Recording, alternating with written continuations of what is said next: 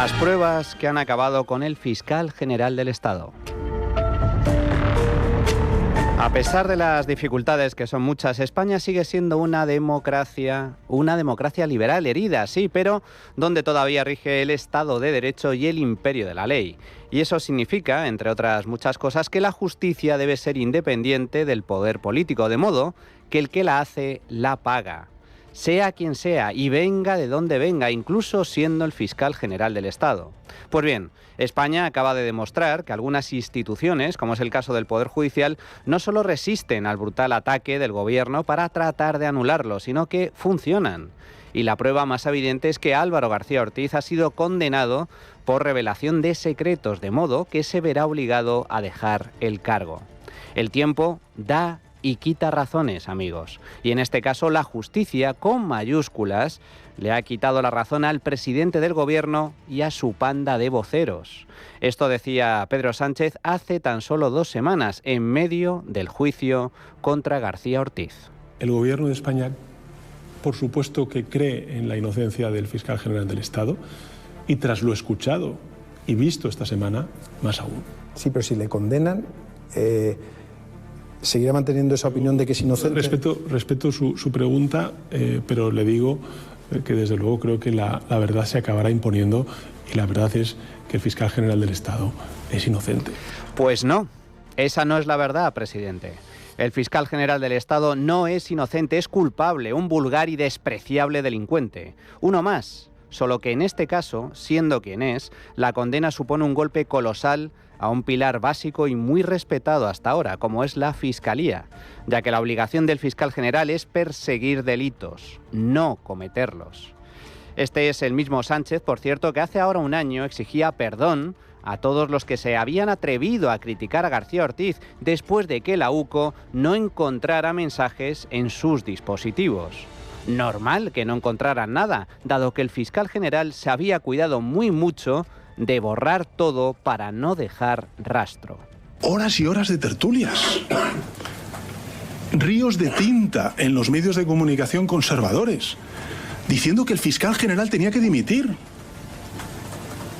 Y resulta que hoy, en el informe de la Guardia Civil, se dice que no hay ningún mensaje que pruebe esa acusación tan grave que han hecho medios de comunicación y partidos políticos de la oposición, nada más y nada menos que a la reputación del fiscal general. Y la pregunta es, ¿quién va a pedir disculpas? ¿Quién va a pedir perdón al fiscal general del Estado? ¿Quién lo va a hacer? Porque ha habido mucha gente que ha exigido su dimisión, sin pruebas, con falsas acusaciones, con bulos y desinformación. ¿Y ahora qué, Pedro? ¿Quién va a pedir disculpas? ¿Quién va a pedir perdón a todos los españoles por tus mentiras, tus bulos y tus infamias? Por tu desvergüenza, tu indecencia e indignidad, por nombrar a semejante personaje como fiscal general y mantenerlo en el cargo, pese a filtrar información confidencial de un particular por puro interés político. ¿Quién lo va a hacer? ¿Lo vas a hacer tú, Pedro? Evidentemente no, pues nada bueno se espera de ti, pero tampoco hace falta, porque es la justicia la que te ha puesto a ti en su sitio. Ortiz ha sido el primer fiscal general de la historia condenado por desviación de poder, el primero en ser declarado no apto para el cargo por el Consejo General del Poder Judicial y ahora, como broche final, el primero de la historia de España en ser condenado por cometer un delito. Un currículum muy a la altura del sanchismo, sin duda. Veamos. El Tribunal Supremo ha condenado al fiscal general del Estado, Álvaro García Ortiz, a 2 años de inhabilitación por filtrar datos confidenciales de Alberto González Amador, el novio de la presidenta de la Comunidad de Madrid, Isabel Díaz Ayuso. En concreto, un correo electrónico que su abogado envió al fiscal el 2 de febrero de 2024, donde, entre otras cosas, ofrecía un acuerdo para evitar un juicio por fraude fiscal, a cambio de reconocer el delito y pagar una multa. Las comunicaciones entre abogado y fiscal son sagradas, igual que las de abogado y cliente. Pero hete aquí que justo en este caso, el fiscal general reveló esta información para ganar el relato y de este modo favorecer la campaña política que había lanzado el gobierno contra Ayuso en marzo del pasado año. ¿Para qué? para tapar un escándalo muy concreto, el de Begoña Gómez, la mujer de Pedro Sánchez. Aunque de momento solo se conoce el fallo y no el contenido de la sentencia, las pruebas que se expusieron en el juicio contra Ortiz son numerosas y se resumen en 5 puntos. 1. La noche del 13 de marzo de 2024, Ortiz exige recibir todo el expediente del caso del novio de Ayuso para desmentir una noticia de prensa en la que se indicaba que había sido Fiscalía y no el abogado quien había ofrecido un pacto a González Amador. Ordenó a Pilar Rodríguez, fiscal provincial de Madrid, recabar toda la documentación, incluyendo el famoso correo, y que se la enviara a su correo personal de Gmail. Y ello en contra del criterio de Almudena Lastra, fiscal superior de la Comunidad de Madrid. Y en cuanto colgué, llamé a Pilar Rodríguez, claro. ¿Y qué le dijo doña Pilar? Y entonces me dijo... le dije, acabo de hablar con Julián y ya me ha dicho que nos ha mandado los correos. Y entonces cuando me dijo, sí, yo ya se los he mandado al fiscal general, claro, yo me quedé pasmada. ¿Y le dijo usted, Pilar, por favor, para qué le pasas los correos, los van a filtrar? Es que a esas horas no sé yo si era el momento de andar mandando correos. ¿Le dijo lo que he dicho? Se lo dije literalmente, Pilar, los van a filtrar. Y además dije, por favor, Pilar, no hagas nada, porque ya cuando había hablado con ella dije, deja que me ocupe yo, porque ella me dijo, me está llamando Álvaro a la vez. Dije, Pilar, si yo lo entiendo, que te llama Álvaro, que es el fiscal general, y por supuesto tienes que atender lo que te llama el fiscal general, pero es que acabo de hablar con él y hemos quedado que hago yo la nota que me ocupo yo de hacer la nota de prensa. Y dejé que se fuera a su casa, porque creo que estaba en el despacho, que se fuera a su casa y que no hiciera nada. Nada más. Se lo dije varias veces. 2. Nadie hasta entonces había tenido acceso al contenido literal del mensaje, pero poco después de que el fiscal general lo recibiera, se filtra a un periodista de la cadena SER, que lee textualmente el texto a las 11:30 de la noche. Además, avanza que la Fiscalía estaba preparando una nota que se haría pública en las próximas horas, antes incluso de que lo supiera Lastra, que en teoría era la encargada de su redacción. Como a I-20 o así, Miguel Ángel Campos salió el adelanto ese que hacen antes de entrar en su momento en hora 25, que fue el que anunció que dio el contenido de los correos, y además es que dijo que nos quedamos impactados, por eso me mandó Íñigo. La Fiscalía en estos momentos prepara una nota. Algo que usted no sabía. No. De hecho, que era la que la iba a preparar, ni Íñigo ni yo la estábamos preparando, con lo cual nos quedamos los dos. 3. Al día siguiente, 14 de marzo, una vez publicado el contenido del correo en prensa, la propia Lastra acusa a Ortiz de filtrar el mensaje y este, lejos de negarlo, le resta importancia y ordena publicar la nota de Fiscalía cuanto antes. No, lo primero que me entra es una llamada a las 9:10 de la mañana, creo, del fiscal general del Estado. ¿Y qué le dice? ¿La coge o no? O... Sí, le cogí la llamada, creo que no le di ni los buenos días. Le dije, has filtrado los correos. ¿Y qué le dijo? Eso ahora no importa, hay que sacar la nota cuanto antes. Íñigo no quieres, ya me dijo que Íñigo no quería sacar la nota y que había que la nota tenía que salir ya, inmediatamente. 4. La nota en cuestión incluía parte del correo privado entre el abogado de González Amador y el fiscal. Justo la parte donde el abogado reconocía el delito para tratar de llegar a un acuerdo. Pues bien, ese contenido fue dictado por el fiscal general, tal y como reconoció en el juicio la directora de comunicación de la Fiscalía, Mar Edo. Esta propuesta de conformidad realizada por el letrado defensor reconocía la autoría del señor González Amador en la comisión de 2 delitos contra la hacienda pública por el impuesto de sociedades. Para redactar este párrafo, usted no podía hacerlo sin tener el email, ¿no? Me lo pudo dictar y me lo dictó el fiscal general. Se lo dictó el fiscal general. Claro. Y esta es precisamente la razón por la que Lastra se niega a publicar la nota, que finalmente sale bajo el membrete de la Fiscalía Provincial de Madrid. Se niega porque sencillamente no solo no era necesario incluir ese contenido confidencial, sino que además podría resultar delictivo, cosa que ahora confirma el Supremo.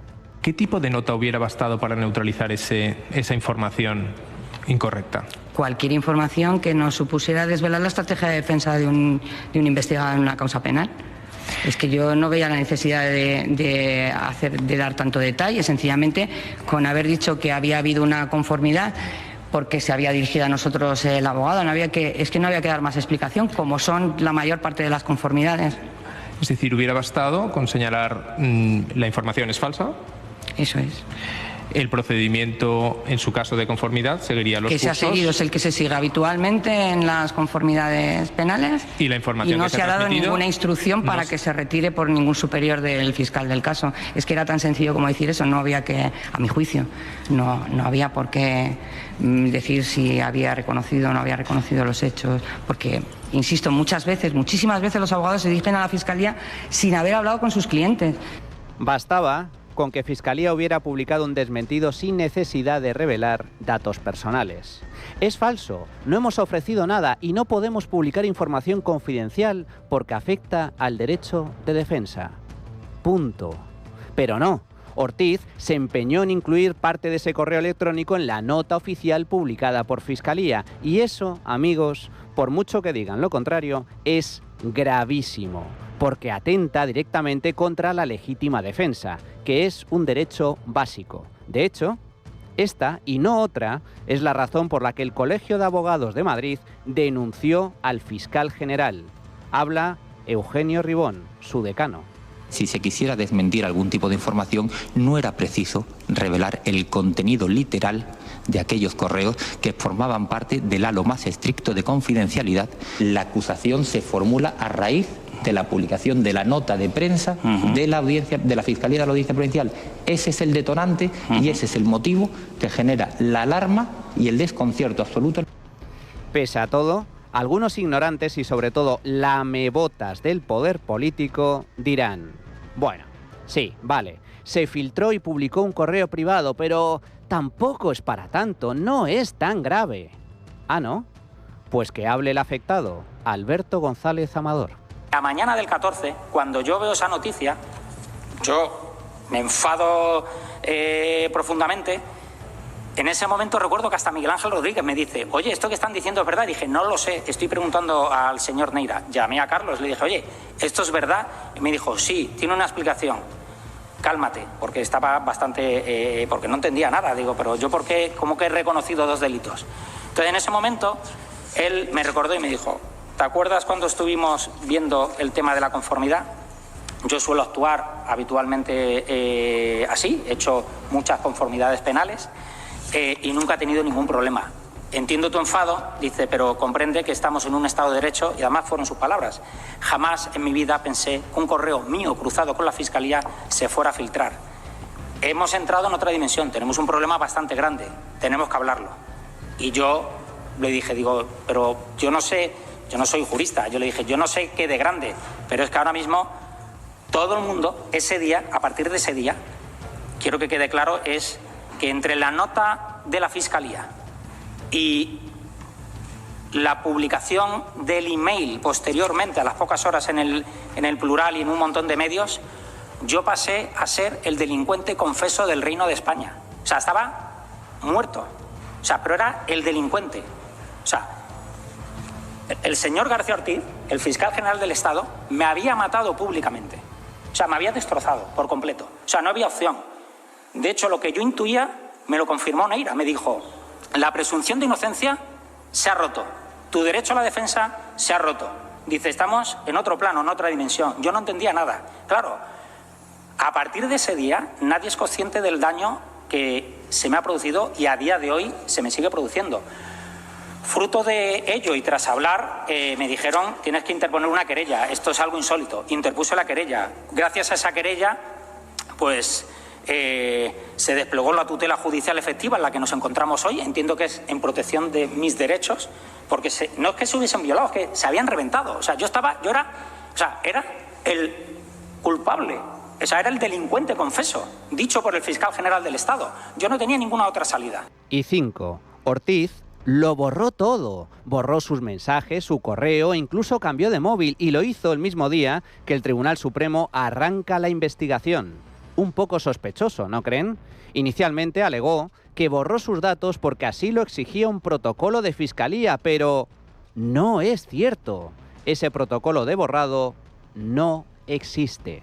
¿Hay alguna normativa o protocolo que establezca cómo se debe proceder al borrado de los datos?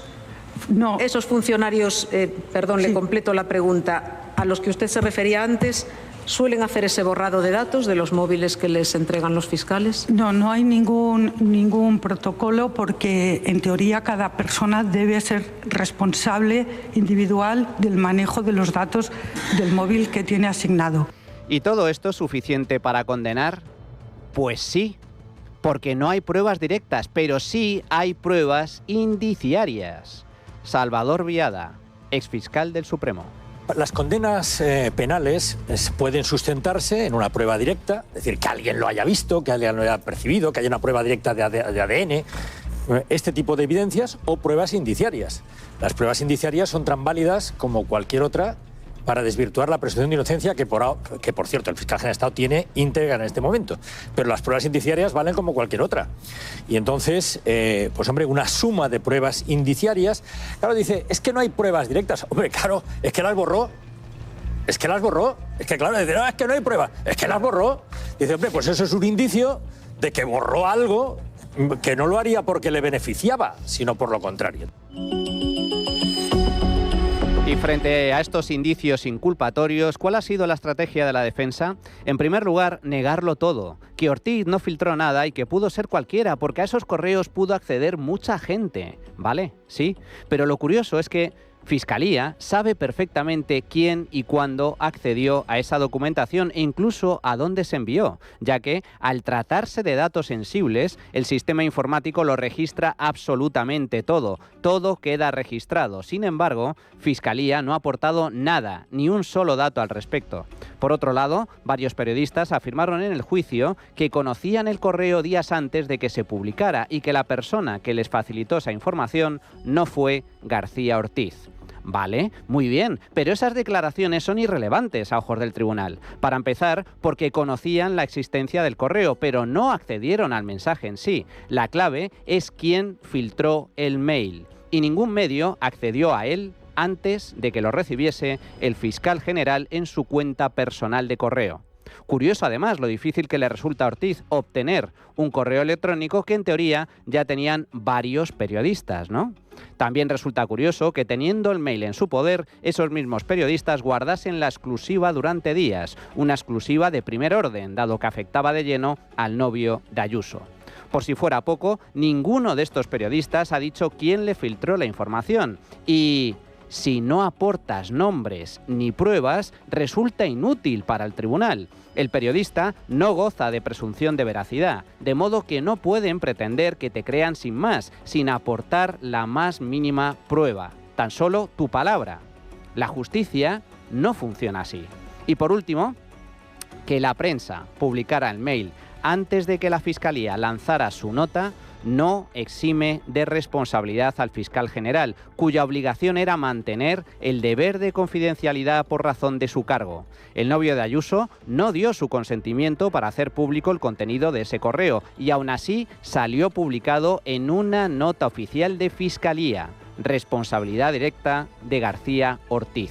Sin embargo, el colmo de los colmos es que tanto Ortiz como el gobierno al completo justificasen la filtración con la excusa de defender la verdad.